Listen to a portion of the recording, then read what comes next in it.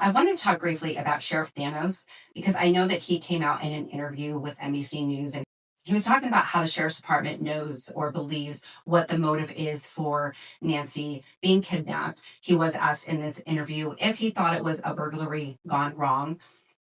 And I'm baffled once again at Sheriff Nanos. I don't know why they keep allowing him to speak to the public because he's really just not giving anything. And his answer befuddles me, to be honest with you, when he says that he's not going to get into theories. He said the sheriff's department has their theory and the public has their theory. And basically, everyone's just going to believe what they want to believe. You are a law enforcement agency. It is your job to not say that you have a theory and other people have a theory and we're all just going to believe what we want to believe. And I understand that to a point as an investigator that we have to have theories to try and solve a crime because it's kind of the what ifs. What if this happened and this happened? And what if? And those are some things that we have to discuss in an investigation. But to come out publicly and just say, well, we have a theory, you guys have a theory, everyone just has a theory, and it is what it is. We're not going to tell you ours, we're not going to give you any information, which to a certain extent is plausible to protect the investigation. I'm just concerned at when he speaks about this case that he seems very flippant about it. And it's not. I mean, we have an 84-year-old woman who has been missing for 41 days now. And his answers are just like, it is what it is. And it isn't what it is. We need to find Nancy. And I don't think that he's addressing this appropriately.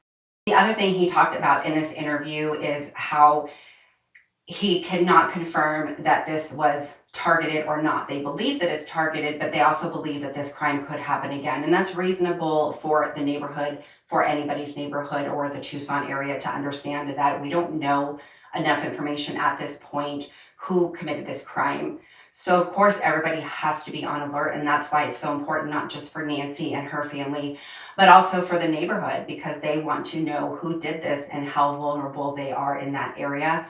So that is a fair statement to make to a certain extent. But then to say, well, it could be targeted, it may not be targeted, we think it is, but it could happen again. But Sheriff Nanos is just talking out of both sides of his mouth. Nonetheless, I think one message we can take from his interview, and I've been saying it previously and I will say it again, if you don't have a camera on your residence, get one. They're very cheap. The subscriptions are very inexpensive. It could save a life. We're in a day and age where we have to just be more cautious and we have the technology to protect ourselves. So take advantage of what we do have available to us. So protect your homes, get your cameras. And again, don't forget to check your cameras because you never know what information that you might find that could help locate where Nancy is.